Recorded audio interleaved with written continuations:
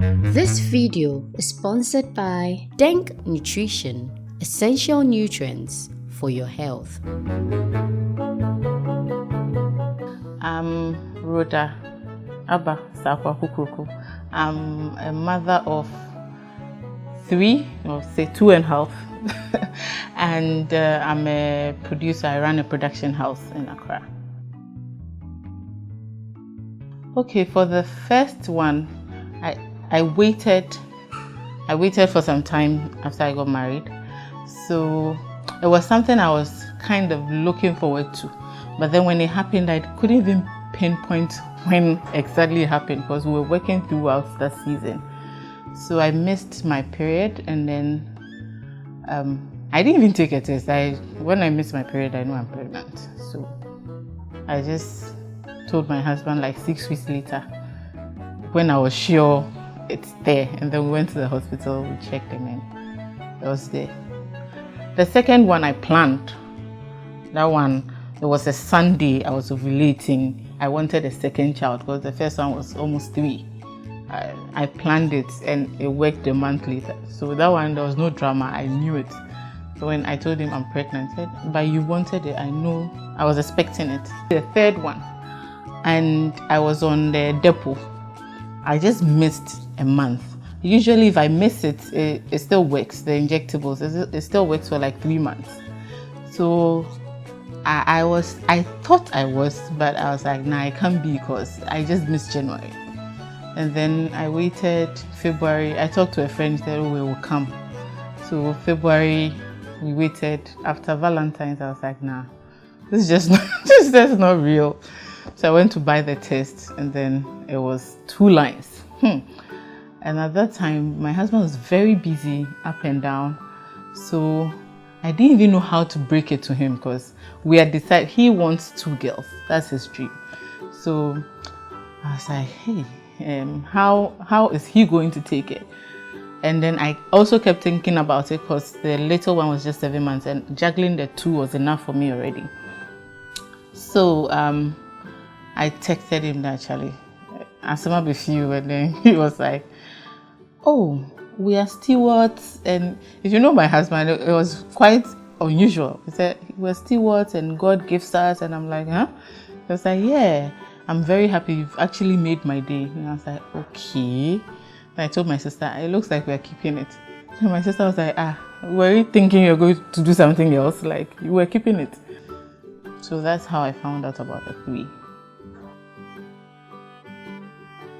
What I enjoy the most, maybe when I go to the banks. That's the best one, because when you enter, even if you're not walking somewhere, once you get to the gate, you walk somewhere, you enter, and then in a few minutes you're out. Sometimes you don't even have to say the word, like they come to you. And then what else? I think the attention I get from my friends and family. They check up on you, they buy your cravings, stuff like that. The hardest part of being pregnant would be maybe carrying the baby around in your tummy, because you're used to living free, eating whatever you want, stuff like that, and then all of a sudden you have to watch this, watch that. Sometimes I even eat, I like herbal stuff a lot.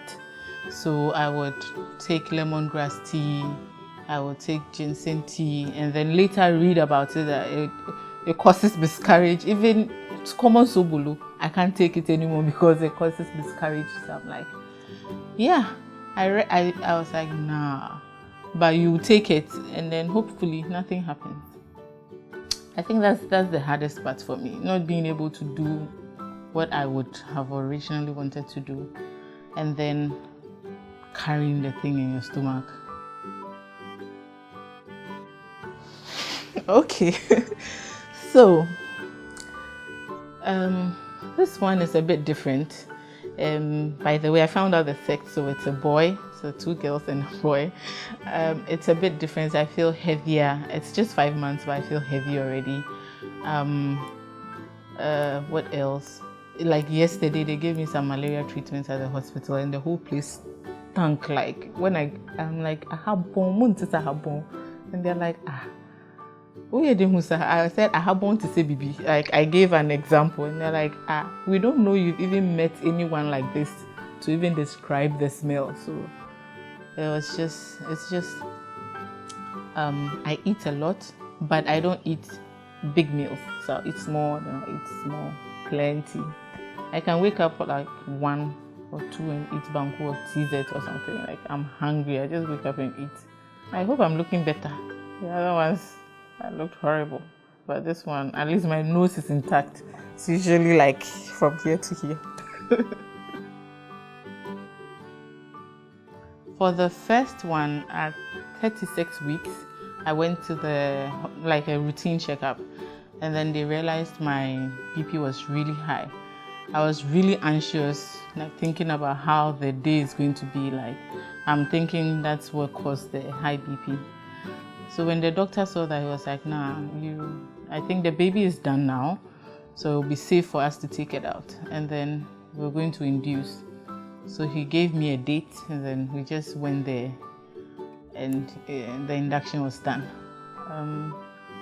It was gradual. I think it was long compared to the second one. It started at 10, and then we finished at 4:46 in the evening. It was gradual and painful as usual. The second one, because of the first one, I was like, I'm not going to wait till the BP goes high or anything. I know the pain. Let me just go and face it. And my husband was also going to travel on a Monday. So I was like, no, let me do it on the Friday, and then he can be free to go on Monday. So we went in, and then I was induced.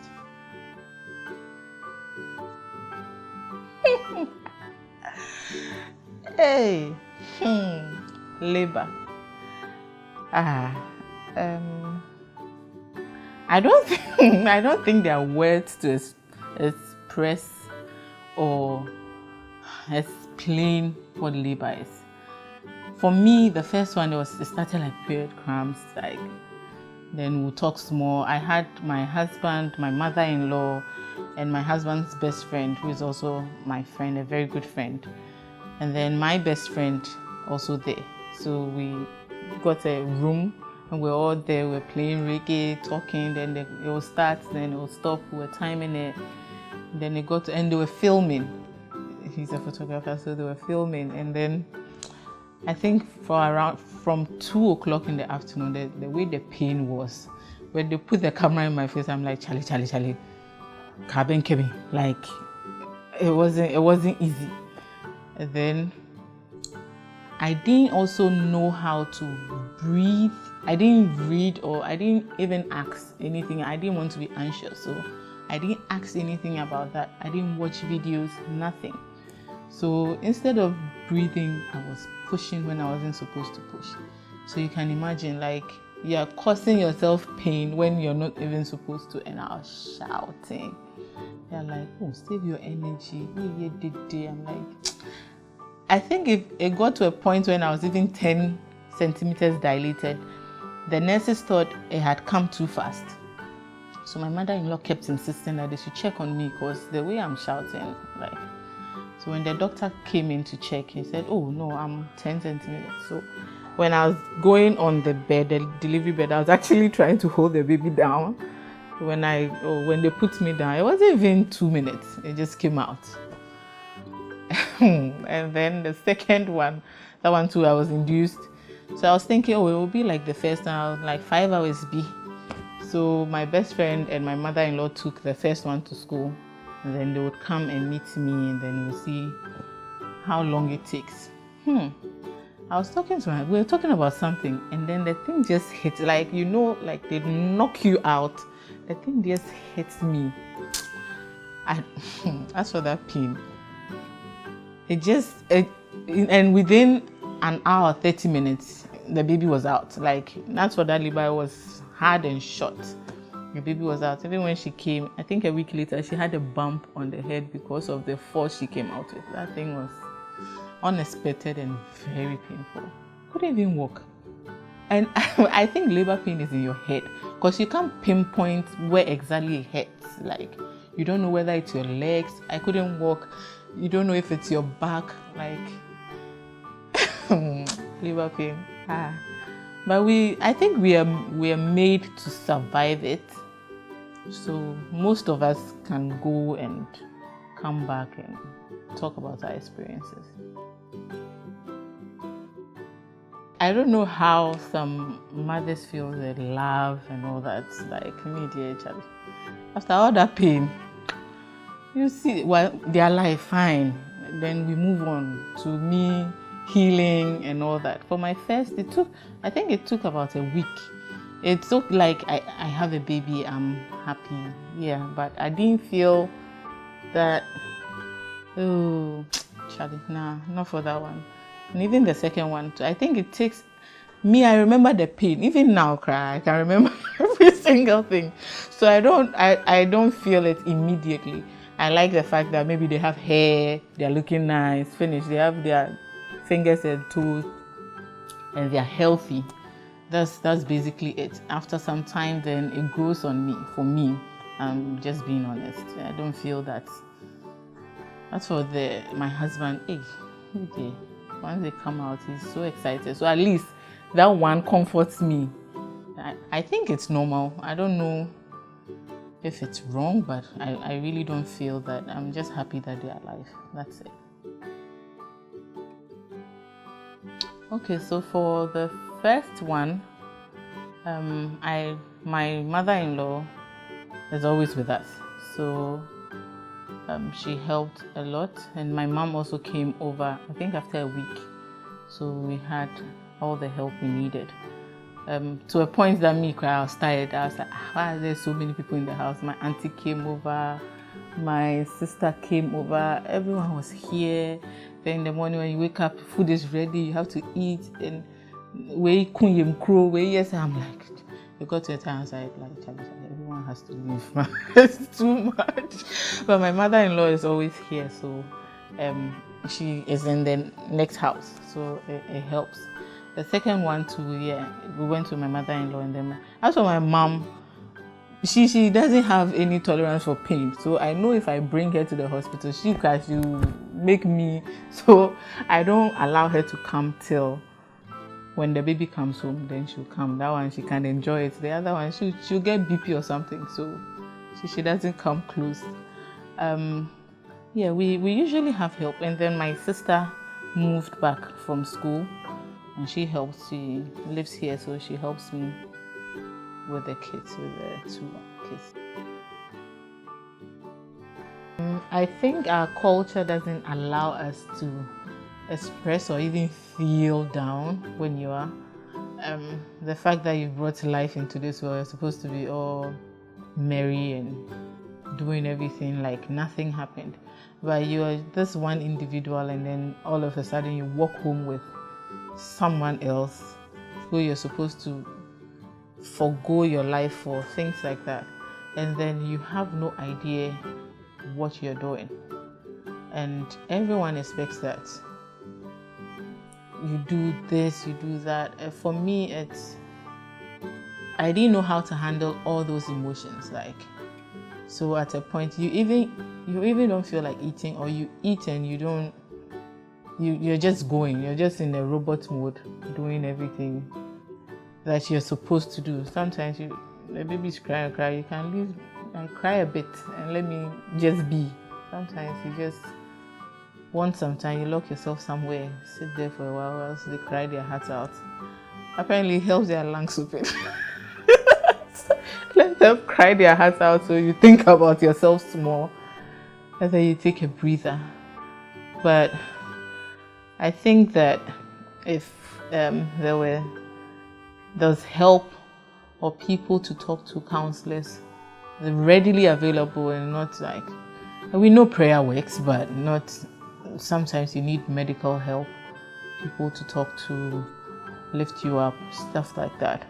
Maybe sometimes you even need to take something to help you out of that situation. It's not just me. I've spoken to a few of my friends who if it was up to them, after one they are done, because they don't see why they should be subjected to all this.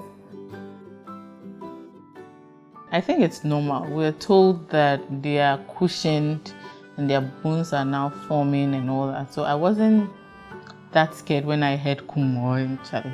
You pick her up, she cries more, you give her para when you need to, and then it's fine. But the first one, she's very active. So I think by 6 months or 5 months, she was crawling up and down, and she goes up and down the stairs. So when she started walking before 1. We thought it was normal, like she's hard. Then one time we were standing downstairs and she came flying down. The way we even ran to catch her, I think that's the only scare. But that one too, she got up and she was fine. We moved on with our lives. And when they have colic and they can't sleep, and you have to, for me, what works for me is I put them on their belly, then they sleep well. Then I can also sleep. I hear it's bad, but I'll do it anyway because it calms the baby. So in that period, you don't sleep because you need to check on the baby and make sure they are breathing. So even though it's bad, it worked for me. I just would stay up, go and check small. Is she breathing fine? And those are the only scares, like serious ones. Sleeping on the tummy when they were young, and then up and down the stairs.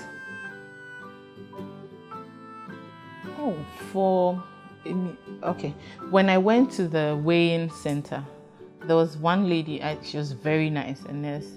So she told me that before they injected, just give her the para. Before. Then once the injection goes in, it meets and then it works. But if you wait for her to, it didn't work. So before I go, I just give them the dose and then they do it. But my kids they are not fussy. They take pain. So she would cry when you inject her, but she won't cry again. She'll just get hot. You give her para. That's it. She won't, maybe if you touch that part, but apart from that, they are not that dramatic.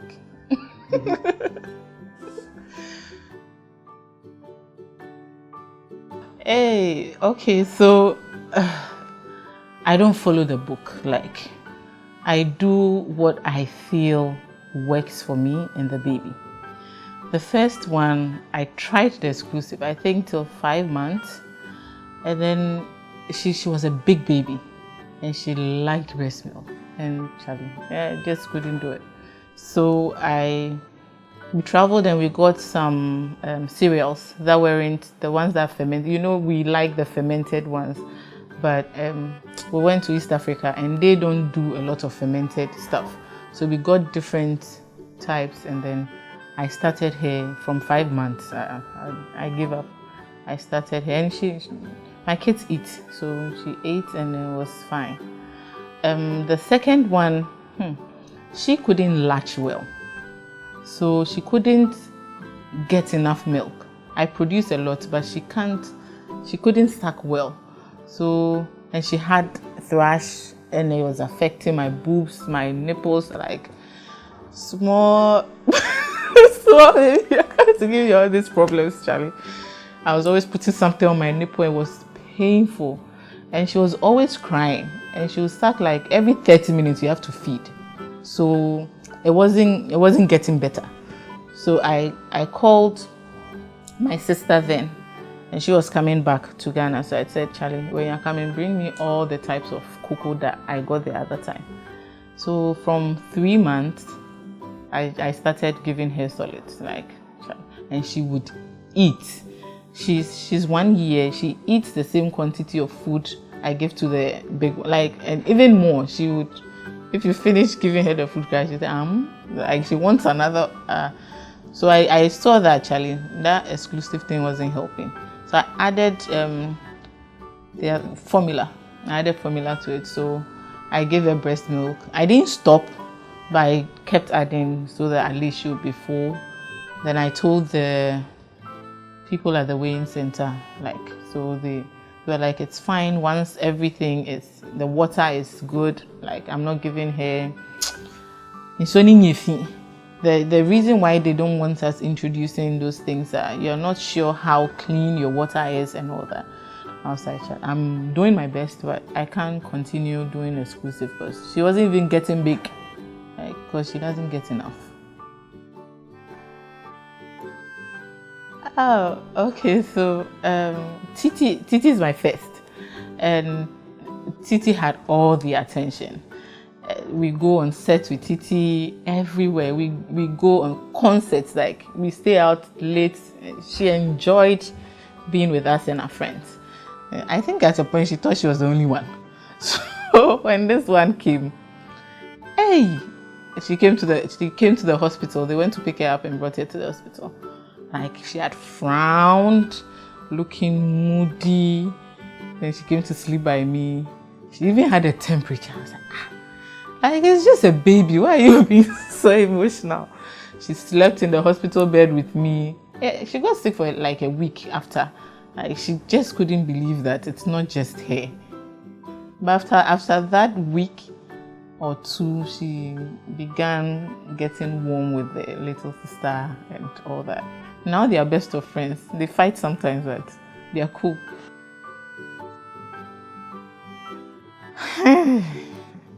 I don't think you are ever satisfied with what you're doing as a mom, because you always question yourself. Are you disciplining her well? For me, my first is very smart, and she was vocal. She speaks her mind, and if you don't take time, you say some things to her that you shouldn't. So it's become something that I always have to think about, and my husband keeps prompting me, you need to take it slow with Titi, you need to do this. I say she's the calm one. She doesn't also know no. If you say no, she'll do it anyway. So we always question what we're doing. Are we feeding them right? But thankfully, we learn from our experiences, and I think we're learning. I won't say I know everything. I don't know the half of it, but we're learning as time goes on. Hopefully, with God being a helper, we raise good kids, healthy kids. For me, it's the most challenging part is the different ways we all want to raise one kid. So you have your mom, in my case, my sister, my mother-in-law, my husband. So I may think it just beats the hell out of you and then you behave. My husband will think, maybe let's talk. My sister will say, take the toys away from her. Like everyone, my mother-in-law will just say, don't mind everyone. Pick her up and take her away. Like everyone is wrong. So I think all our approach, so it begins like someone will think, why are you telling her this when I am saying that and all that? That's the most challenging when you're raising, for me, when I'm raising with my kids. Apart from that, I don't know. The usual.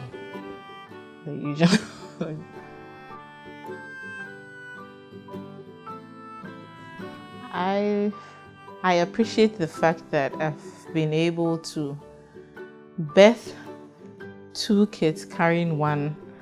They are not dead, they are alive, they are playing around, they can talk. And the fact that they love you and you love them unconditionally. I think kids can be mean sometimes, but once they sleep, you miss them already. Sometimes you can't wait for them to just sleep. And then you sleep and you want to hold them, or I think it shows the unconditional love even God has for us, if I may put it. Like, you do all the naughty things and then He still loves you. I think that's the most rewarding. I think family planning, the men, Some of them, after 3 or 4, just snip the thing off. Like, you can have a vasectomy too. I've seen a pattern of women having to tie their wombs, do IUD, do that, put something in your arm and all that, deal with the hormones and stuff. But there's this other side. Someone is producing the sperm. Why not cut that one off so that we all don't produce something, instead of one person having to push and be stitched and take care of babies and crying and all that, and then in the end go again and deal with not having to be pregnant because, well, I don't know. In our context, I don't know how it works, but how it would sound. But I think men should consider consider it small. Let's talk about it small. If you don't do it, let's start the conversation. This video was brought to you by Denk Nutrition, because health is more than just the absence of disease.